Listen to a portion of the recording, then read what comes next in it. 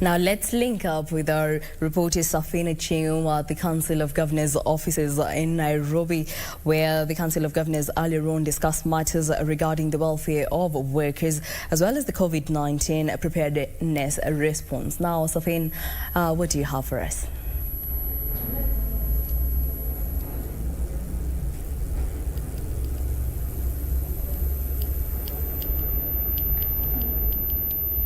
A very good afternoon, Jackie Wambiru, back there in studio. Of course, we have been following up on the latest from the Council of Governors.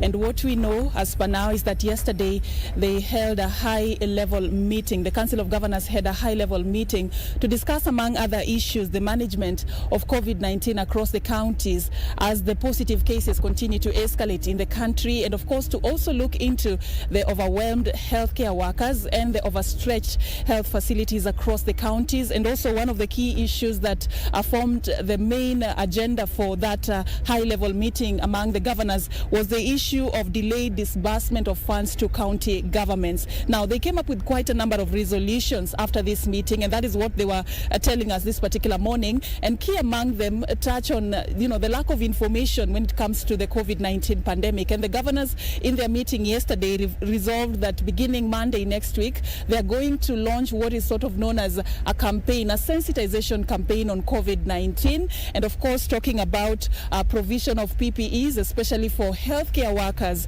who currently are facing several challenges in their line of duty, which include lack of enough and even quality PPEs. So governors, promise that they're going to facilitate the availability of these essential tools for healthcare workers to, just make their work easier as they stay in the front line in the battle against COVID-19. Of course, touching more on the healthcare workers, they are also saying that going forward, counties are going to allocate special health facilities that are going to be utilized by healthcare workers and their families in the event that they contract COVID-19.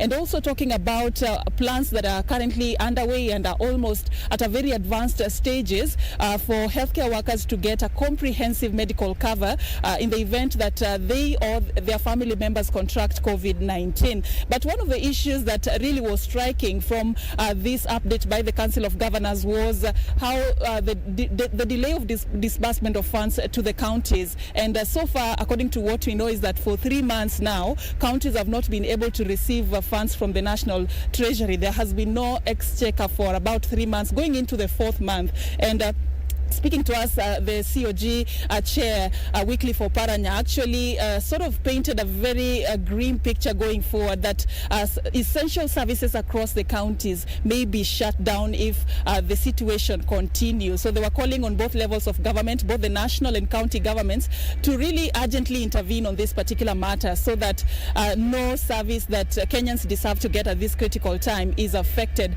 And one of these critical services include the health services, because among the staff that have been affected include the healthcare workers, who an essential number of them have not been paid their salaries for so long. So this is going to really affect how they deliver, how they give their services across the counties in health facilities at a critical time when the country is facing the second wave of the COVID-19 cases. So that is just part of what the Council of Governors is actually working on with regards to the resolutions that they came up with from their meeting yesterday, a high-level meeting among several governors from different counties, just to talk about the mitigation measures on COVID-19, the progress we are making, talking about the welfare of healthcare workers, talking about the availability of essential tools like PPEs, and also the delay in the disbursement of funds across the counties that is now threatening service delivery